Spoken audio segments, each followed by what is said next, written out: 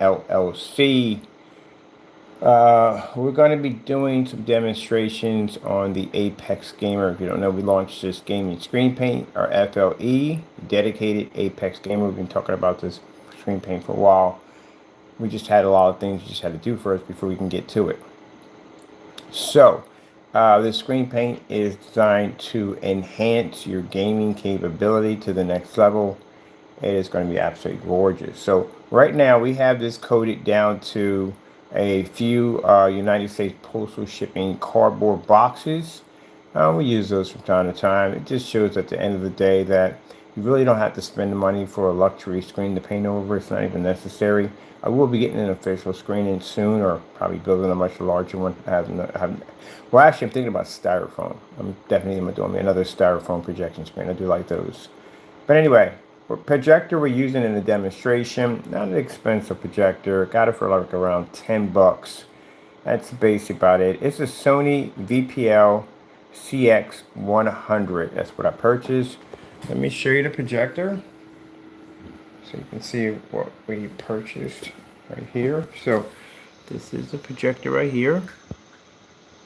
We use it in all our demonstrations. I paid roughly $10 for it. That's basically about it. So, what is the benefits of an Apex Gamer technology versus your white screen? So, instead of you going out and spending all the money for an expensive projector to fix your screen, because you figure if you spend more money for a machine, this is going to fix it. I'm going to show you a machine at bare minimum, an XGA projector, 10 bucks. Doesn't even have an HDMI port. We're using our adapters for this. And how we can pull up in a fully lit environment, an office setting, commercial environment, and you can see the screen pick up crystal clear at this distance. Now mind you, when you're using ultra short throw projectors, there's no distance throw. So they should be picking up a much more brighter, vivid image in a fully lit environment, and the fact that they can't maintain those contrast levels and everything else, that's a huge red flag that the screen is clearly not working. Alright, so let's go over here and let's pull up some colors. We got microphones running. If not, we got keyboard right next to us. Blue screen. We had to calibrate the firmware on the microphone yesterday. It was acting finicky, having a little fit with us, but didn't want to work. Let me see. Now that shows you, when I tell you at the end of the day, I see people with very powerful projectors. We went to a couple of forum sites last night at the home front, and I was in there looking at people with the JVCs and big boy projectors, all kinds of crazy stuff in there, and they're showing up their gaming setups, because I go to a section where they do gaming setups, of course, for the Apex, and they think that the high-powered projector is really going to put that back to their screen, and it's just not going to do it. It literally shows you how much you're missing from your screen. Mind you, for those people who think that we're using special camera tricks, we're in a commercial setting. Not at home front. I'm in a commercial setting. We have no control in these environments, which means we can't dim the lights. So my light switch behind me, on or off. That's how they work. There's no dimmers, none of that. And we have people coming over to take a look at this.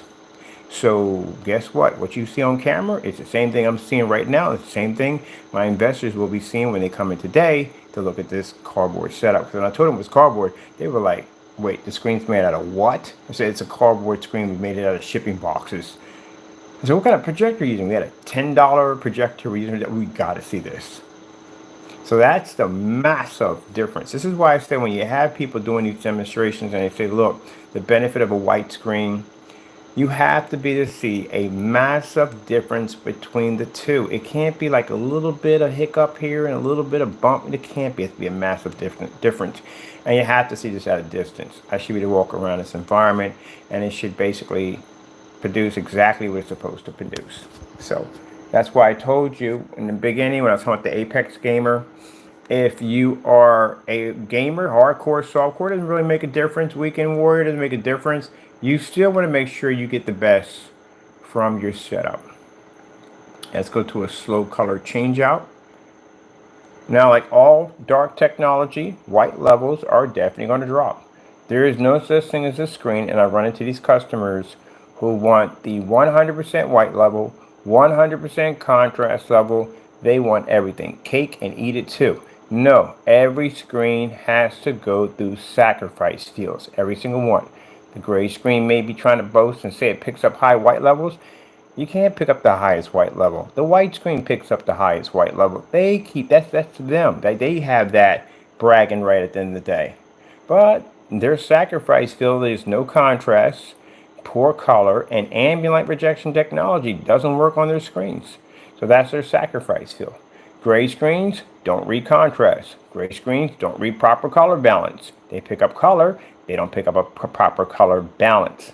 That's why if you lay them against a screen like more superior, darker gunmetal technology or basically our technology, it doesn't read. They can't pick up in fully lit environments. A lot of them have marked already on their website, not ambient light rejection, because they're not ambient light rejection. That's one thing they did tell the truth in. It's not an ambient light rejection screen, not by far. So you should really, if you have a screen that is producing the outstanding contrast levels, beautiful color balance, and mind you, the white levels are required in order to see color. It's very important. That's why we do the black versus black demonstration, to show you that if you just take everyday black paint, it's not going to do the same thing as our product. It doesn't read white light, and why white light is extremely important when it comes to darker screens, because it plagues your color, it plagues your skin tones, it plagues everything. Any surface can pick up an Infinity One, which I showed you in many demonstrations. The problem is can it see the white level? So what you're seeing out of the Apex can not only read its contrast levels at an outstanding rate, but the Apex can also show you the difference between its benefits over a white screen. Now, you can use the Apex for other things besides gaming. People contact us about that. You know, can they watch sports off and all? That's why we did some sports and some colorful colors and stuff like that. I did the first demonstrations in a little bit darker light, darker environment. We had one on and the one next to the screen was off. So I came back in and turned that one on to show you that, yes, the FLE technology of Fusion Light Energy we developed works perfectly fine. It'll react outside. It's ultra short throw compatible. It has all the amazing bells and whistles of all the other products we developed. One coat application, paint it down to any surface you want, because right now we're on shipping boxes right now. And that's a relief when you can sit there and go, I got nothing to paint this thing to. Well, I just go to the post office and just get some boxes. Yep, that's just what I did. So as you're seeing the screen change colors, you're watching the Apex Gamer basically produces beautiful colors, no calibrating, nothing at all. No worrying about dimming your lights, controlled environments, nothing like that. But the white surface doesn't stand a chance against it. As soon as I get back over to my storage area, I'm bringing down my certifies. So we have the big boy certifies. We have the ones that basically are the heavy hitters, the ones that hit the hardest. So we have the Elite Screen, Dark Star 9, we have Black Diamond, and we have Daylight. I love that Daylight screen. I can't pronounce it for Jack, but Daylight has this amazing gunmetal screen. Beautiful. That's what we're going to put it against. All of them. And you'll see that it'll be to overpower all the screens. It'll do exactly what it's designed to do. Produces color, produces contrast, everything. All right. Let's show you the white levels versus our products. Let's go with 4K Snow Cottage. There we go. And as you notice that if you look at the image, we'll bring it up, you'll notice that the contrast levels on the white screen, don't read at all, period. It does pick up the white levels, it just can't read the contrast levels, it can't read any colors or anything. Unless you're looking at a blinding white screen all day long, then you're going to see a difference. But you're seeing something in all white demonstrations, you're going to have color, you're going to have contrast, all that's going to display on the screen at the same time. And the white screen can't read any of that. But our technology can not only read the color and contrast, but it can pick up the white level at the same time.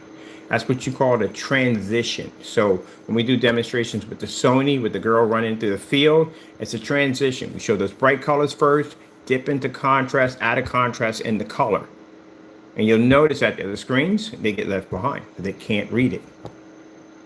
Very important. I can't express this enough, that for customers, if you got anybody out there telling you that they produce contrast. Contrast demonstrations need to be done in fully lit environments, because you could fool your customers by sticking these screens in dark environments. So they have to be done in fully lit environments. It's very important for you to see that, because what happens if you're doing the demonstrations in dark environments only? What happens if you buy the product? What happens if you go to turn your lights on? Then what happens then? All right, that's what just make sure when they do those demonstrations, fully lit environment always. Let's go over to type this one in. There we go.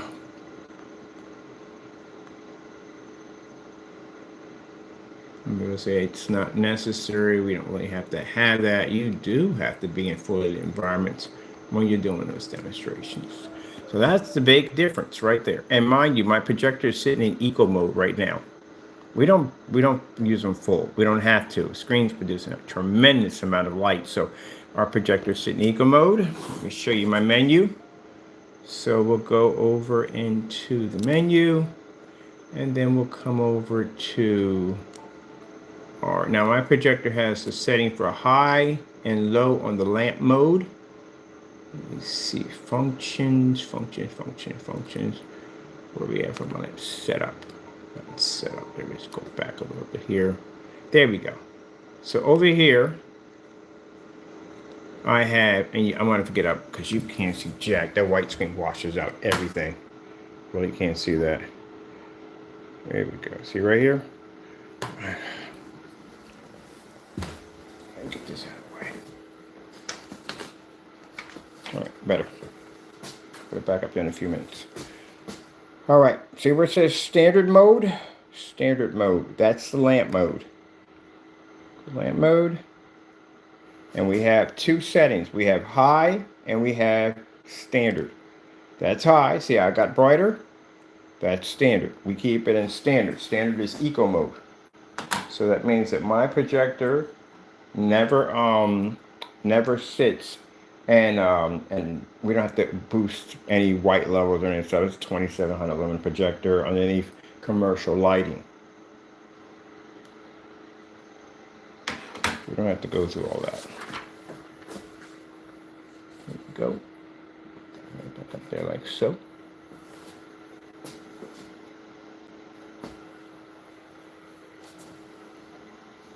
There you go. So yeah, massive difference, massive benefits of what this technology is designed to do. So right now we're sitting right over in eco mode. Hear how quiet my projector is? There you go, see? And what does that do at the end of the day? It saves your lamps. That's why. It saves your lamps. You can leave your projector on. I'm not going to have to leave projectors on all the time. I remember I left projectors on. I went on vacation, left projectors on. They run in eco mode. You're not going to burn out when I come back. That's why my lamps last for so long. People are like, wow, you see how often I change a lamp in a demonstration? When I always show videos on when I'm changing out lamps, because I show you how we do it. You know how often I change out a lamp? It's really, really rare. I change a lamp out. It takes a while for us to burn through a lamp, because we can run everything in eco mode, because the technology we have here allows the screens to generate in fully lit environments, which means I don't have to basically max out anything on my projector whatsoever. And our projector is still sitting in the factory settings from the day we purchased it. We did an unboxing on this projector. When it came in, we unboxed it in the garage, set it up, displayed it on the screen, and boom, there you go. All right, let me see from here. Some colors in there. Let's go with some, get some contrast levels in here.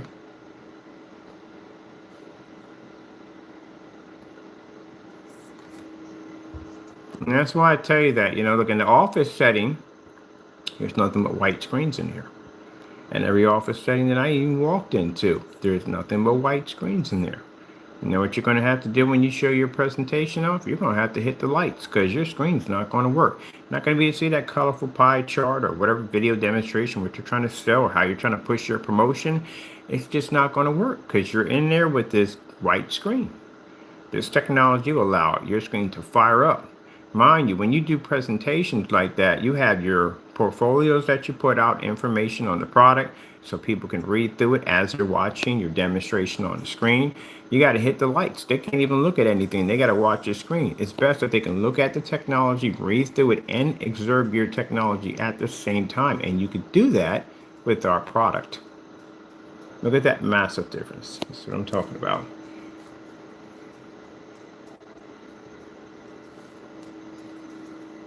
Now, for you hardcore gamers out there, man, come on. You're doing Call of Duty, you're doing any kind of stealth mode, you know basically it's dark on the screen.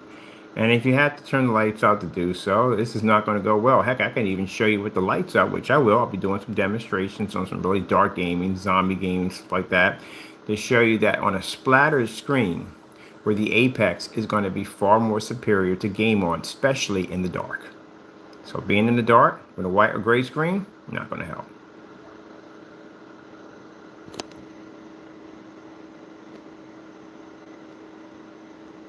I don't like to be right up on the screen. I like to show my lights over top at the same time. I like to get all that in there.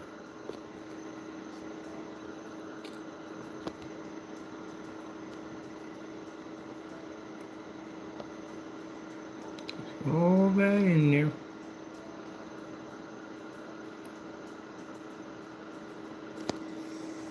Let's come out of this right here. Let's go over to let me see.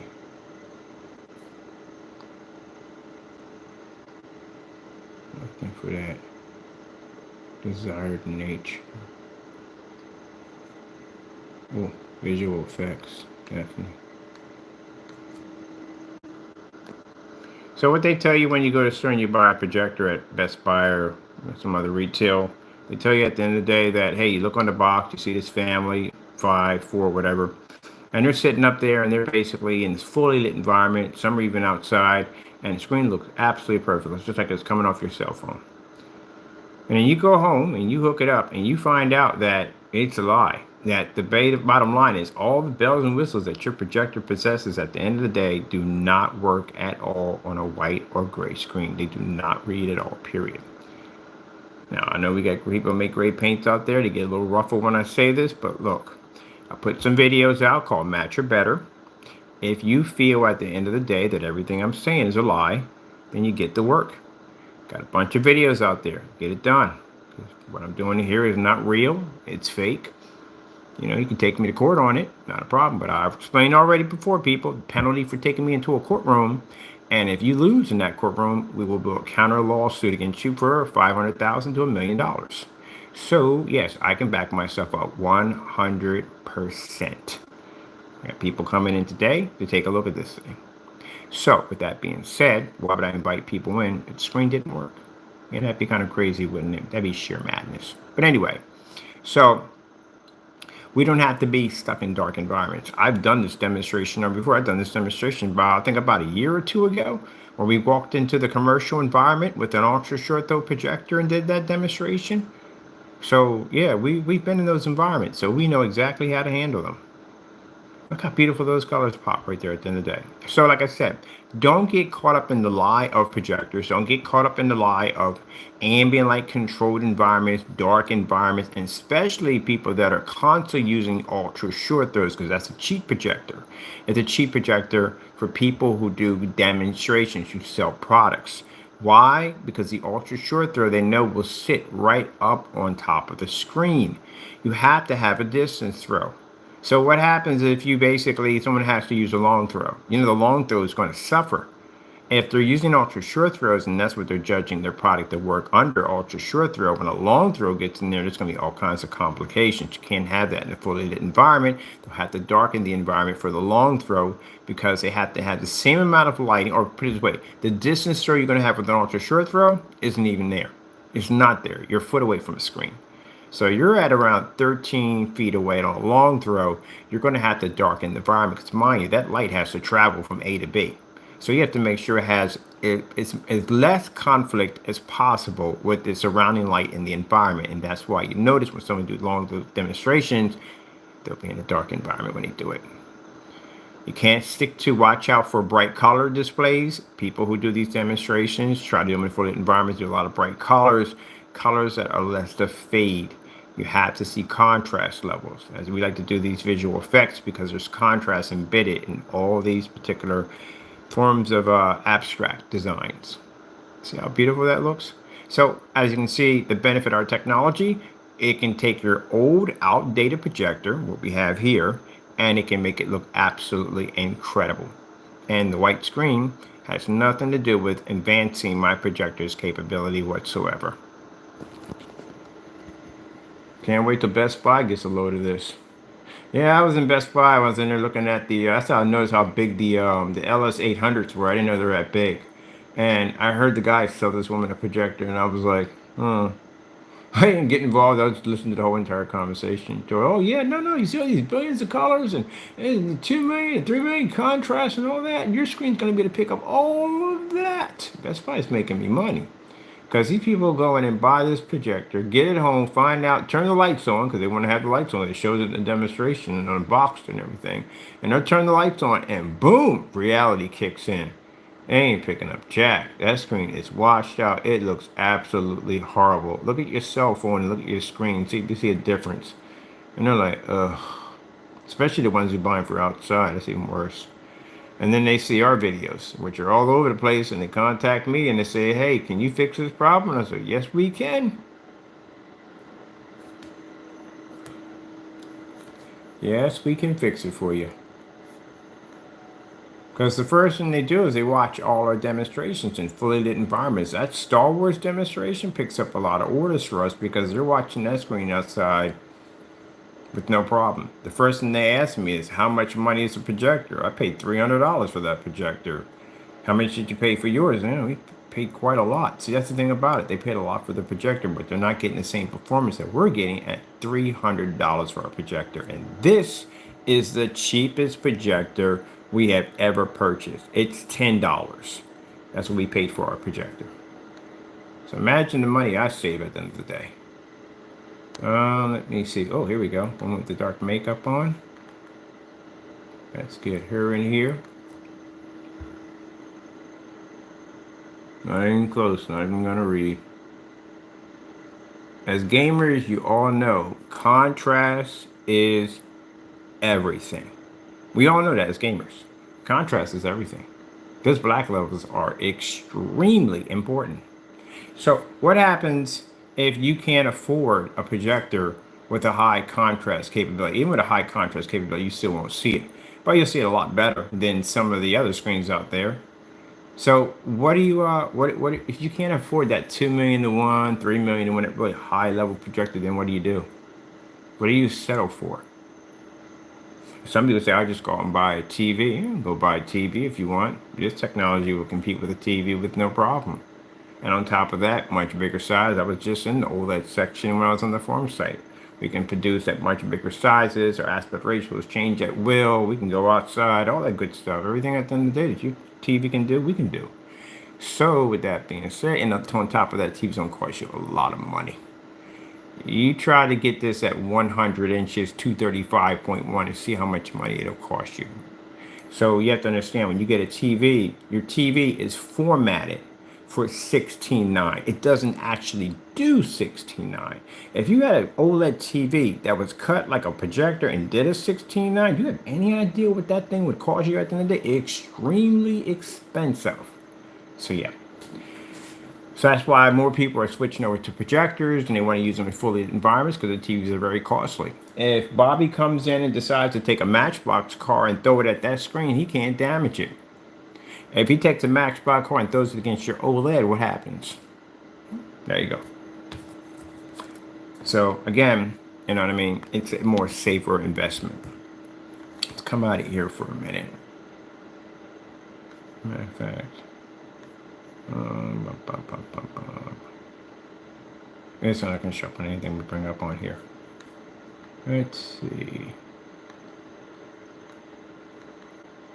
Oh, burning fireplace.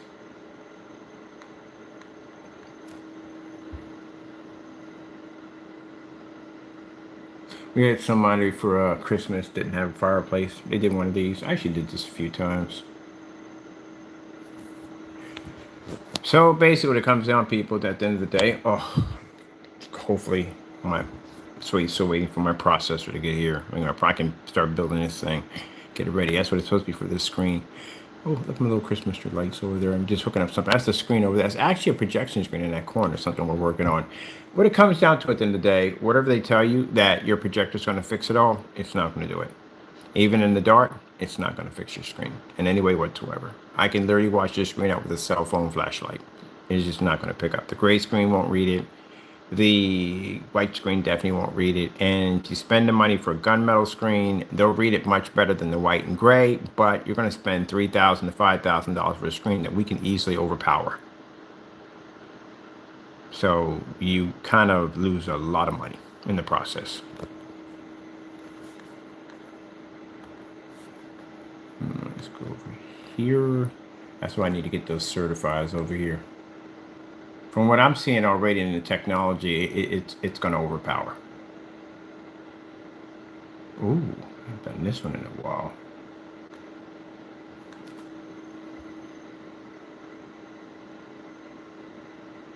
I know I was supposed to hook up speakers. Literally didn't get a chance to do that yet. I got speakers sitting right over there. I got to hook them up. I'll get it done.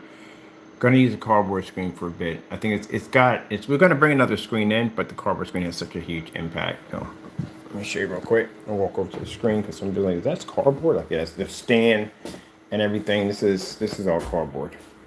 We build these all the time. It's just a much more faster, sufficient way of just building a screen real quick.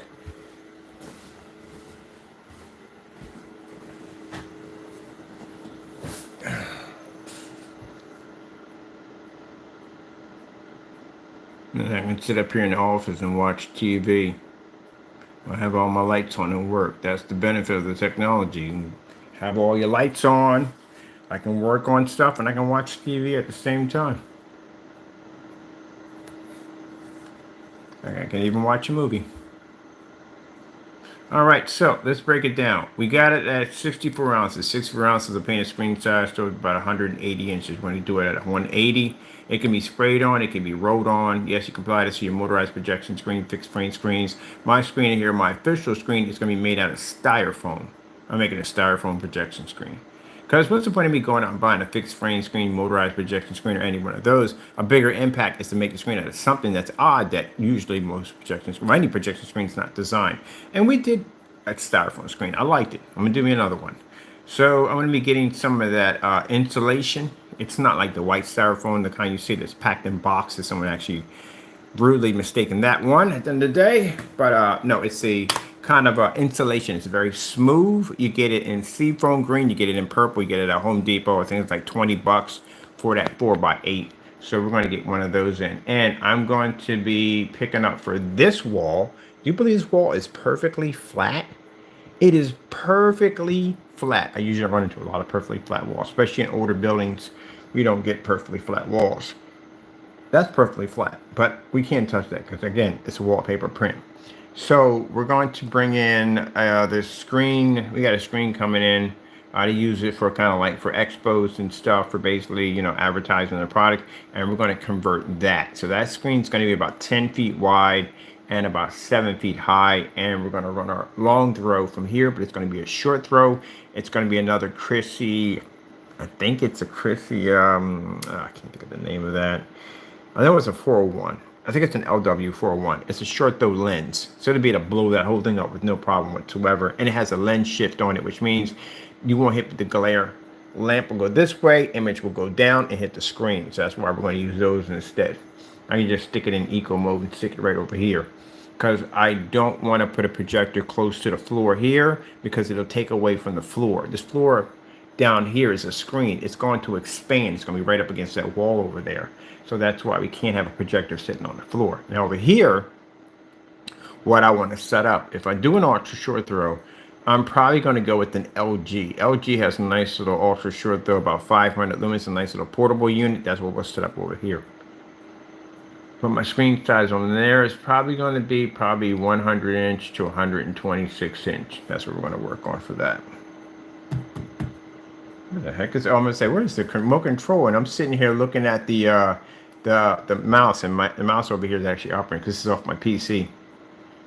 And see how bright those colors come in? This is why we height the color through the roof, because this is a requirement for gamers. And I got a couple of big boy gamers that are coming in to basically check it out. They're going to get a kick out of this thing.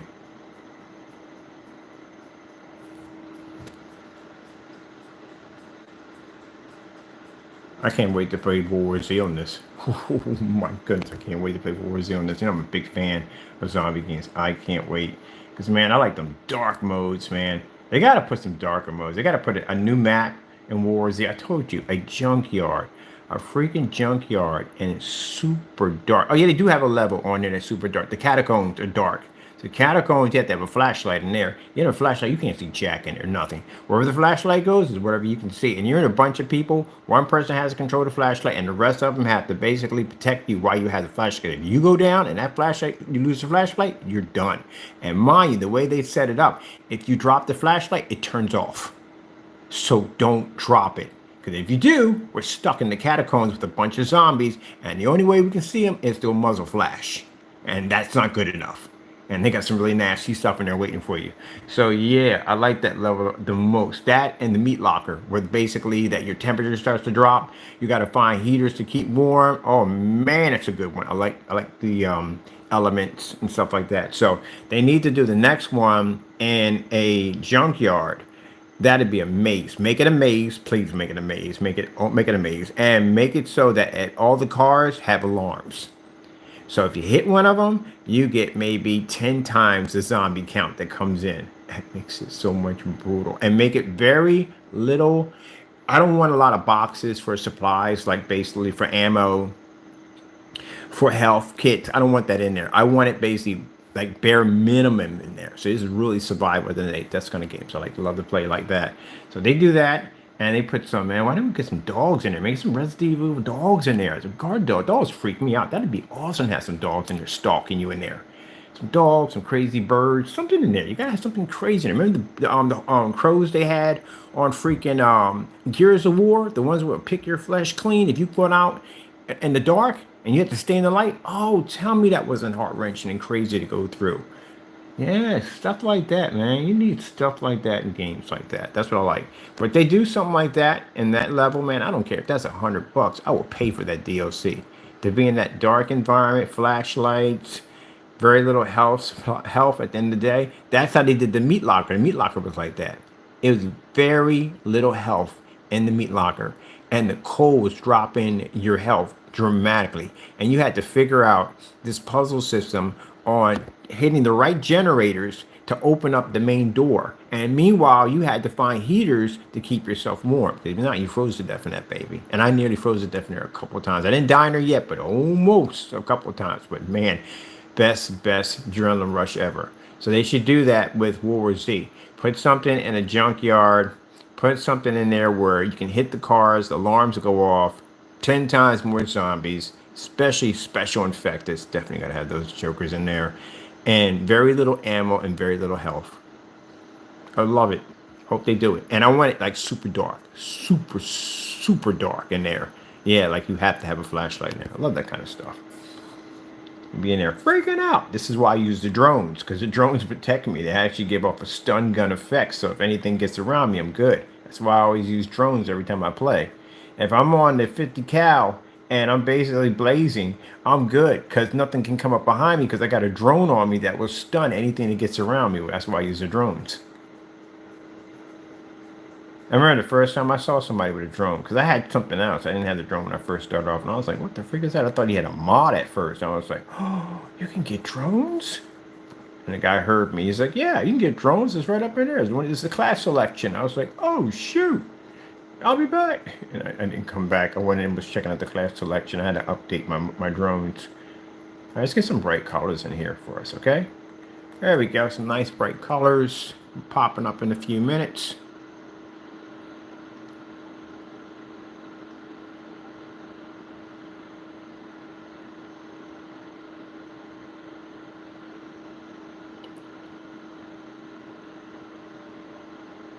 So yeah, I can't wait to game off of this. I can't.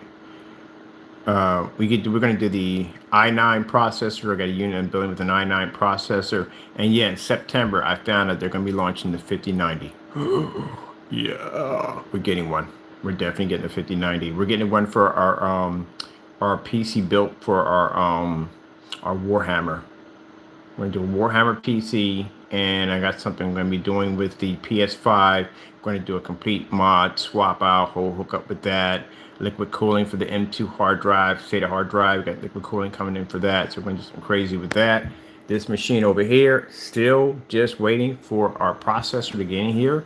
So that's all we're waiting for is our i7, because it had an i5 in it, and it said you can upgrade it to an i7. I was like, might as well. Just went and just bought it so we can upgrade it. So yeah, this will be done pretty soon. And I know how to get the adapters for the, hopefully I say this correct, is it RBG? I keep getting that mixed up between the two. I'll figure it out. But anyway, those particular fans, we have them on here.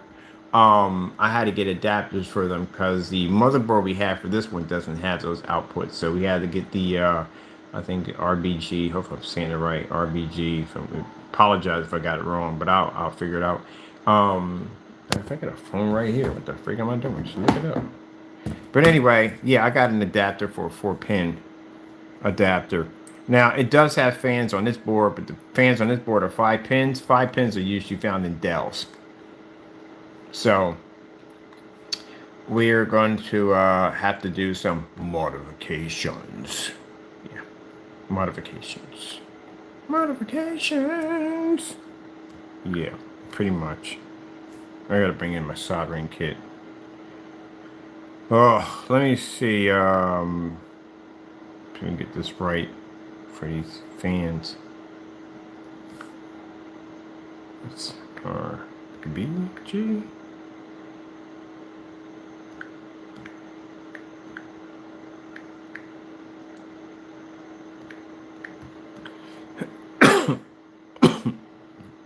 RGB. Sorry about that. I don't know what the B at for some reason. RGB. Yeah, all right. So the RGB fans we have in here, we ordered another set of 4 to complete the entire case, and they had these special switches on it. Now, I saw some adapters and stuff you can use. I saw one that had a remote control. You can change the lights out. I'm getting the one with the remote control can change the lights out because I don't want this thing to be sick. This is going to be our retro box that we're working on, like RetroPie, retro box right here. And it's going to have all kinds of cool designs on it. We're going to have all the different old school, some old school arcades. Oh, shit, I should put a little arcade in there. Oh, it just blew my mind just now. We need to put a little arcade in there. You can get them little arcade machines. They have these little candy arcade machines. They used to sell them back in the day. Still have them, still buy them. Little tiny arcade machines that had treats in them. Oh, we should do a little mini arcade in there. Oh, that'd be sick. We definitely got to do a little mini arcade in there. We got to do it. A little mini or couple, just not, a little couple machines, a little floor design. We got to do something in there. That'd be pretty cool. Power supply, we're going to haunt it. We're going to basically put those ghosts they have from the Ouija mansion moving back and forth. Put them on some clear pipe cleaners so they look like they're actually floating. And then we'll put some nice flashing strobes down there to give off a kind of effect like it's all haunted down there. That'd be kind of sick. And then we'll have like the pipe system running through. A little Smash Brothers going on in there. A little bit of everything in there. That's what we're going to do. So that's going to be my retro setup. Retro box.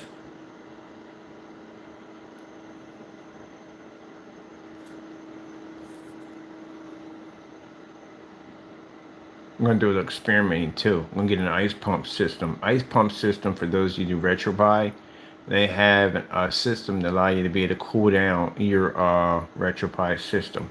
So it's pretty neat. They got the reservoir power, the pump, reservoir, and fan and radiator all in one unit, which is pretty cool. 2 tubes out in the front. They can extend directly into, and I wonder, this would probably work with a hard drive cooler. I don't see why it wouldn't. But we'll see. If it works perfectly fine, I'm going to mod the PS5 with it. I'm going to add a separate, dedicated liquid cooling system for the PS5. So that'd be fun to do.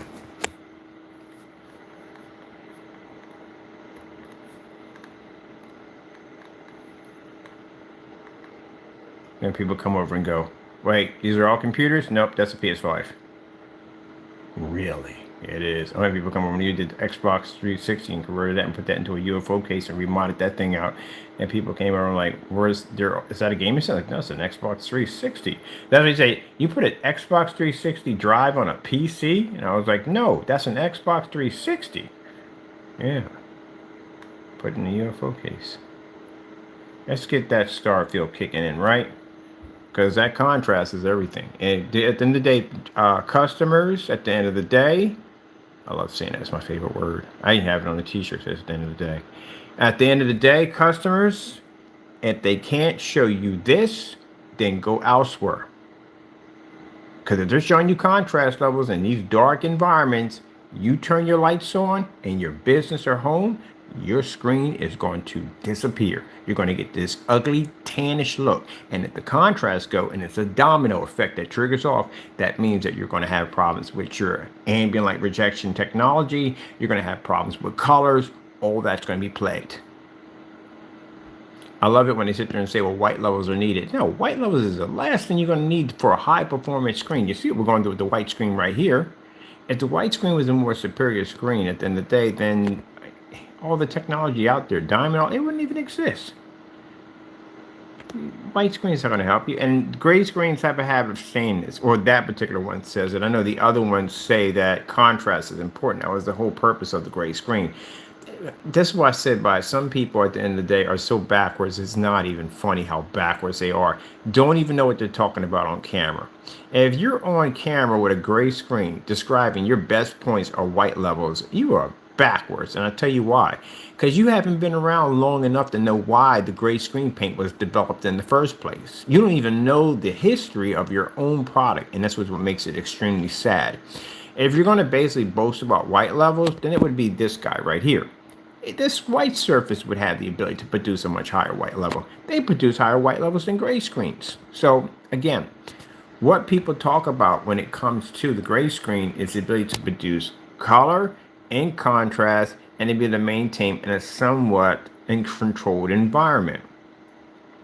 So when you got people out there saying, talking about the white levels of a gray screen, that clearly tells you they don't know what they're talking about. Because if they were in the era when these gray screens were reigning supreme, and we had Goose Screen, we had Mighty Brighty, we had all these different companies that were making these gray screens, they weren't talking about white levels. Because you know why? Because the one screen they were dealing with was an actual white screen. Remember, gunmetal didn't exist and black technology wasn't anywhere to be found. So if that was the case, the only two screens you had out there was, at one point, it was white, and then you had the silver screen, and then you had the gray screen that popped up. Because somewhere on YouTube, somebody made this gray screen. Nobody knows who started it, but somebody did, and that's why you have all these different versions of gray paints out there. Because everybody was experimenting. Goose Screen came up, they had a gray screen. Mighty Brighty had a gray screen, and everybody wanted to be like them. So everybody was making all these different gray paints, and that's why you find all of these videos all over YouTube.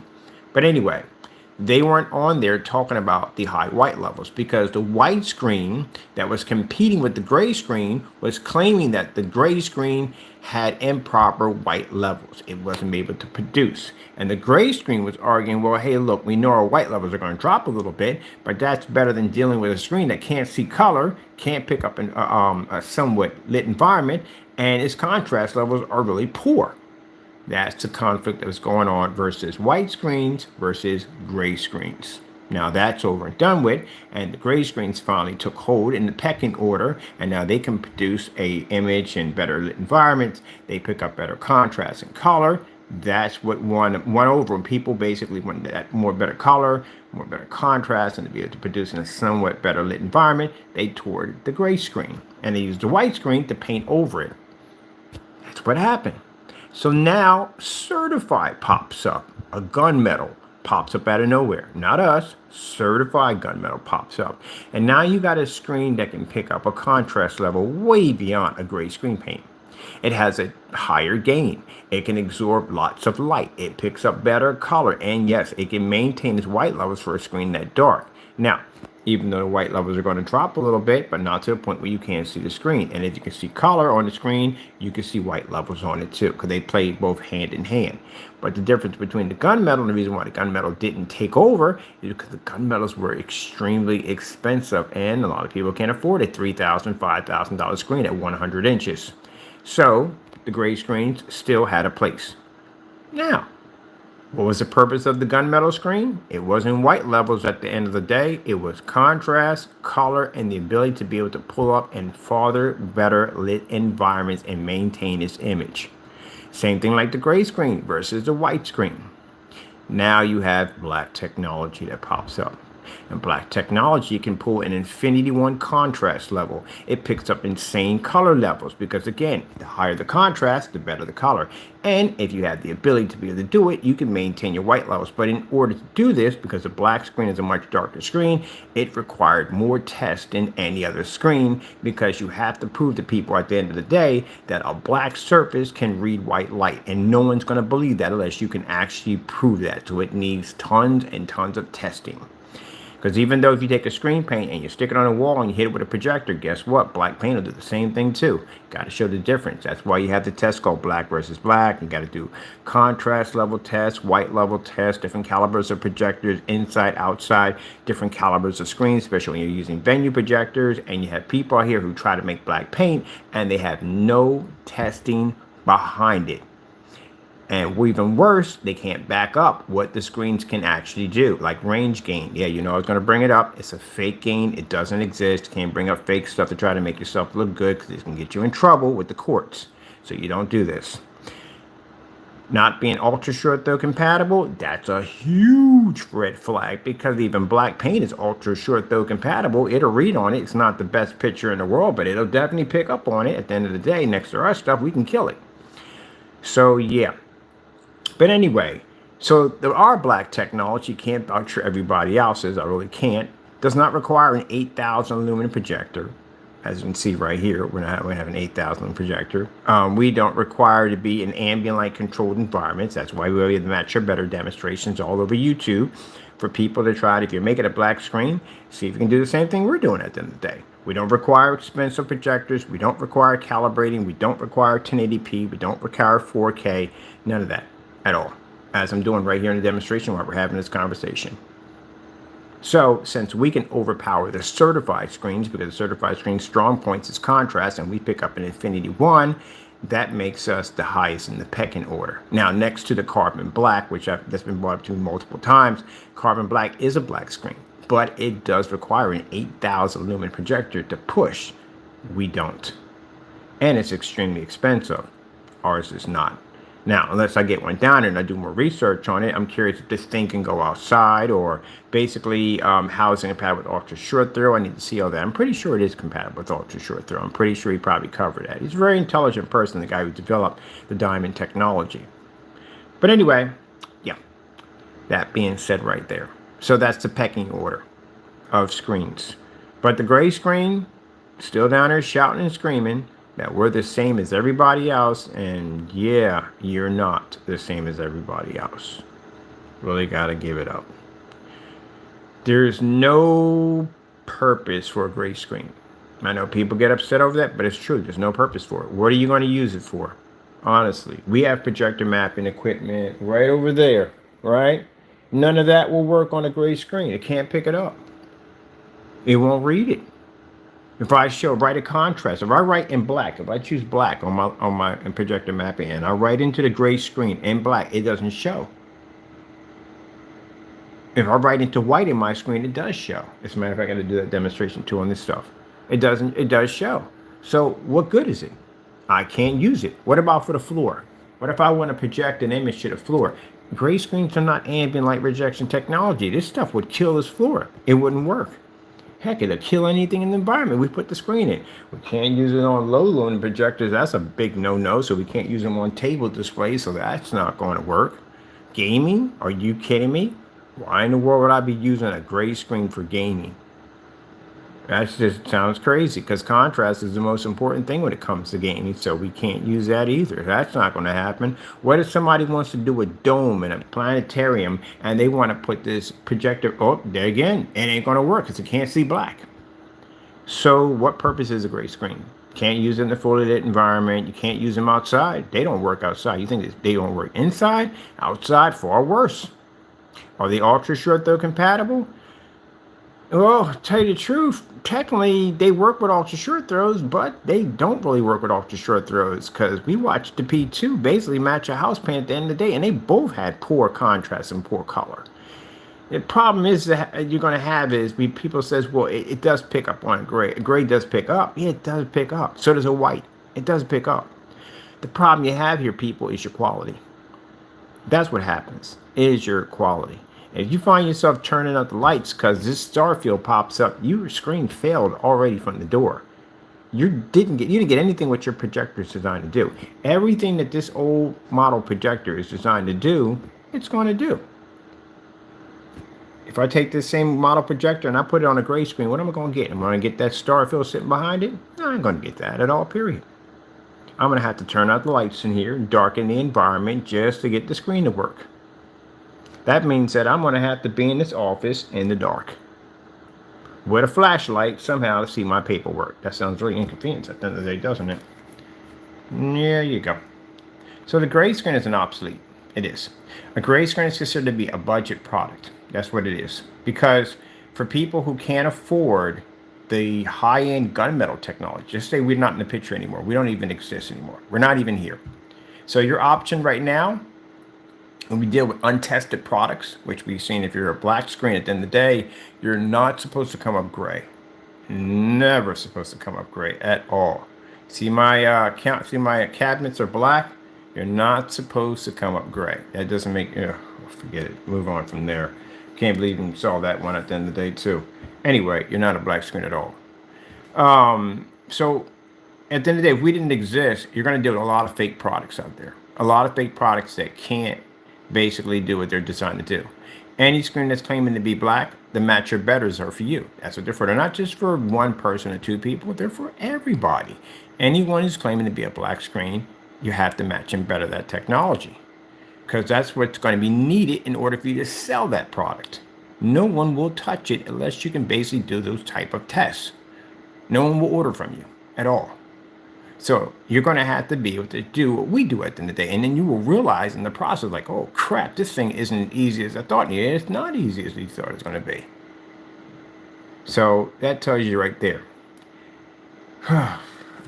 Let's get something else on here. I'm going to look at something else.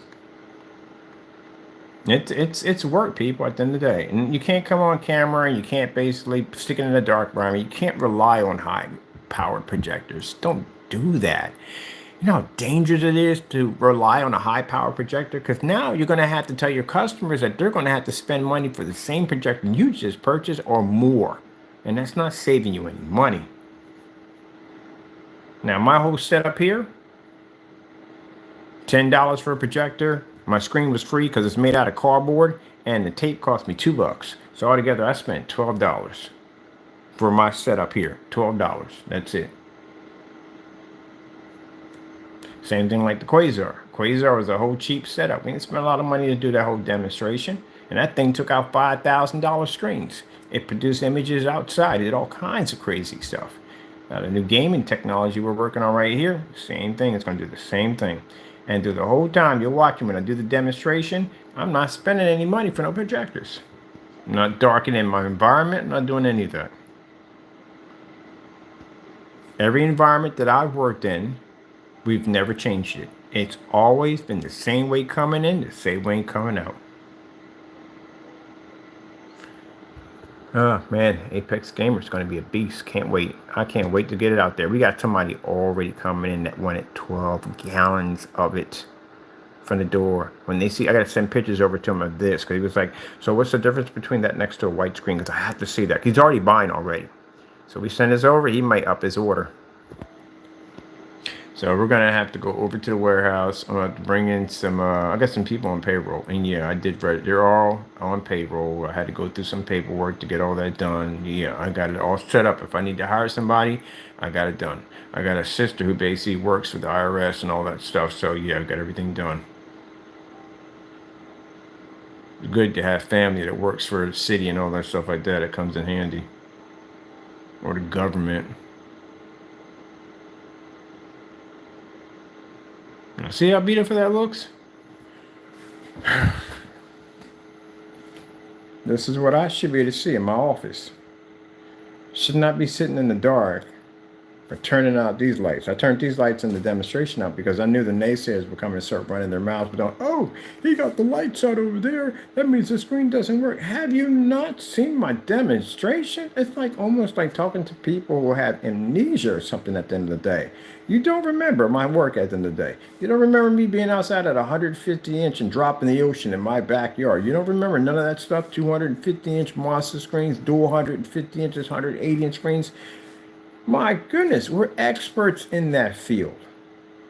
We've done this thousands and thousands and thousands of times. If I can get a screen to read 100,000 lux of sunlight, I don't think I'm gonna have a problem in a fully lit environment on a projector on eco mode. It cost me 10 bucks. I'm not gonna have that problem. And the same thing you're seeing on camera is the same thing. This screen is going to be displayed everywhere, so other people want to see it. I never forget when we was in the caring place. We were in there showing off the same thing. So what was the excuse for the naysayers then on using special camera abilities to make the image look like a certain way? If I'm walking through a facility crowded with people and this screen is in an area where people are walking back and forth all day long and they're seeing it. Now, if the screen came up dark, you would have heard it on camera. I can't see the screen. Why is it so dark? I can't make it. All you heard on camera is beautiful. It looks just like a TV. That's all you heard. Done it to death. I'm pretty sure he probably went in and probably took my videos right here and tried to make them darker and watchable. It's not a problem. At the end of the day, I already filed. I'm good. Not a problem.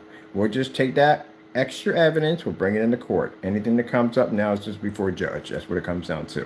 That's why we're not even going into this. I got somebody going into this channel. They're going through his stuff right now. Anything that comes up on anything, it's just extra evidence for the judge. That's all it is. All that stuff is being forwarded to agencies. So when we get to court, we say, look, Your Honor, even though after we went in, we filed all this, we warned this guy multiple times, he still came in and was attacking our company. We call that the final nail. So knock yourself out. But anyway, at the end of the day, yeah, I got people coming in to check this out. Look at that. Look at that in my office. I love it. Let me see. I got to get around to painting this thing. I still got to paint my PC. I haven't got around to painting this thing yet.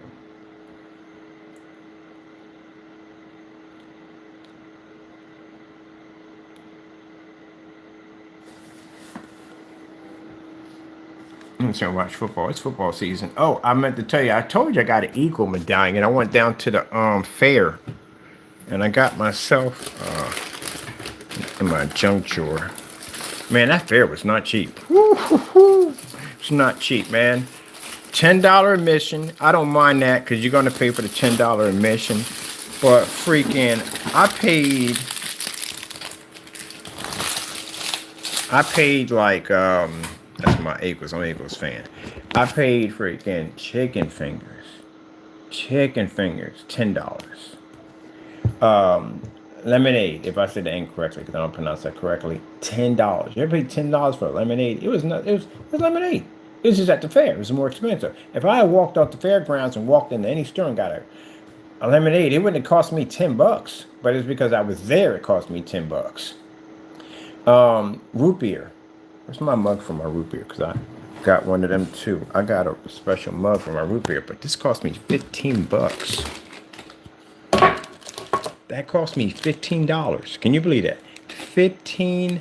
Now the root beer was amazing because the root beer was brewed. I'm a big fan of root beer. It was self-brewed. It was amazing. Don't get me wrong. It was outstanding, but that was $15, by the way. Yeah. This is $20 that I paid for my Eagles medallions. I wore this at the game. And this one right here, $15 already. So that's already $35. And then I spent $10 for chicken fingers, and another $10 for lemonade. So yeah, and then the $10 for the admission to get in.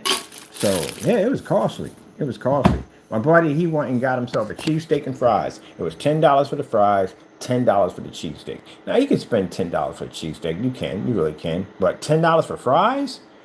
Man, yeah, it was expensive. It was. I heard it wasn't always that expensive. That the fairs that they have up here really wasn't that. They weren't always that expensive, but yeah, it was costly, man. Going in there, I must spend at least by a good $100 in there easily. It wasn't even in that long. So we're gonna have another winter festival up here. I'm definitely gonna be going to that one too. Hopefully, it's not gonna be crazy expensive. But yeah, that's my Eagles medallion. I got my jersey coming in pretty soon. I got a Mitch and Ness jersey coming in, old school, and I'm gonna go to the game. Only difference is up in Allentown, I gotta go back to Philly to go to the game. So I got my medallion, everything set up, and start having the games. I'm gonna go pop down to Philly, meet up with my people, and get out there and have some fun. Taco even got an Eagles jersey, and he can come in too. Guess what? He's motion support, but I wouldn't bring him in there because all that screaming and yelling ain't gonna do him too well to be in that kind of environment. But he do got an Eagles jersey. Ain't that right, Taco? I got him over there. Got an Eagles jersey. Look at his bag. His transportal bag. Yeah, look at that. That's amazing. It's beautiful. That's what we wanted at the end of the day. We wanted a screen that we can pull up and full it environment. This has far more light than the garage. Oh, that's my screen I'm building over there. Like, what is that? It's like a little computer over there. And that's something, and we're building that for projector mapping, something we're working on. All right, people. I hope you enjoyed the demonstration. The new Apex, or FLE dedicated Apex Gamer, is going to be available soon for you. So you can basically do all the amazing things you want to do on your gaming setups. It's going to be absolutely incredible. I got to get out of here. I got some things I got to take care of. And soon we'll have this thing built and ready to go. And we'll be showing it off on some gaming applications, everything I downloaded on here. We'll get a chance to play it over here because I'm dying to play my games. I downloaded some really cool games for this thing. So we'll get a chance to check that out. We'll be doing the modifications for the PS5 really soon. And then we're getting ready to build the Elitist PC for Warhammer. He's fighting something. What are you fighting? He's always fighting something. You got another toy over there? That's his toy. There you go. There's his toys over here fighting something. Yeah, Taco's happy. He's happy. But anyway, yeah. So we'll be good to go on that. Now, mind you, we still got a lot to do because we just got this one started. Mind the screen. One of these Apex does have a 50-inch portable screen and projector and Bluetooth speakers attached to it. So we're going to be working on that one next. Once we get this up and going, we'll work on that one. Then we got that theater on the go. We got to get done. We have a gunmetal technology under the Quasar that's coming out. That's going to be done. We got a lot of stuff to do. So yeah, it's a lot of work coming up. And then we got AdTech. Excuse me. AdTech is being installed in this unit alone. And maybe, I think 3 different locations. And then we got another couple other locations where AdTech is going to be popping up. It's going to be this building first. And I did get some permission slips to be able to operate in areas, which we had to have licensing for that, which we do have a license and all that stuff we needed. So we can start doing some demonstrations in the park. Because the Halloween screens it's a seasonal screen. When people say, it's just Halloween, like, no, you can put anything through it. You put a projector through it, you can put anything through it. We just advertise for Halloween because Halloween's coming up. But if you want to do something for your event, for turkeys, Thanksgiving, Christmas, whatever, you can do it right through that screen. So I found this nice little colonial house. It's beautiful. It's going to be up in Quakerstown. We'll be up there, Quakertown up in there. It's a beautiful colonial house we found up there. And we got permission that we can go up there and we can record on the property. I like to have that screen up there, like it'll fall in snow, and just do the demonstration that way. I think that'd be beautiful to show off that technology. So again, like I said, the Halloween screens do more than just show Halloween. Whatever you put through the projector is going to come to that screen. All right, people. Hope you enjoyed. Thank you for your time, and God bless. Oh, and of course, we got to thank our Lord and Savior, because if it wasn't for Him, we wouldn't even have any of this stuff. So thank you to my Lord and Savior, Jesus Christ, because without you, none of this would be possible. Got to go, and God bless.